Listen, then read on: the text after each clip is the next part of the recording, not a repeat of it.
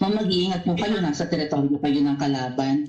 Okay lang Nag-aalala po kami ma'am, kasi sila naman sila talaga yung bastos eh. You reap Opo, what you okay. sow. Yeah. Mag-ingat po kayo kasi sa dinami-rami po ng inyong mga pasabog ngayong gabi, it seems like marami po talaga kayong alam about them, no? Dahil sa pagkakasama niyo sa kanila during the campaign and during the 2022 elections. Baka po mamaya kasi totoo yung mga naririnig namin or yung, I don't know if it's true, na meron daw silang Operation Romanovs and baka bala kayong ubusin ang inyong pamilya dahil hadlang kayo sa kanilang mga balakin in the future. So mag-iingat po kayo.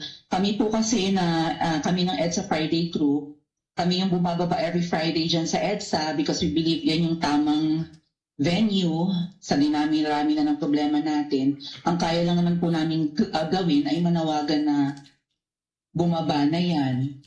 Ano po kaya ang remedy naman ninyong mga nasa posisyon o ng mga kayang labanan itong napakarami na pong ginagawang corruption at krimen laban sa taong bayan? Ano po ang pwede nyo maging remedy para matapos na ito? Lalo't magsisigaw na po ang taong bayan na mag-people power na. Yes. Huwag kang mag-alala ma'am sa security ko. Kasi may kinausap na ako na tao. Sinabi ko sa kanya, kapag pinatay ako, patayin mo si BBM, si Lisa Araneta, at si Martin Romualdez. No joke. No joke. Nagbilin na ako, ma'am. Pag namatay ako, sabi ko, huwag ka tumigil na hanggang hindi mo mapatay sila. And then he said yes.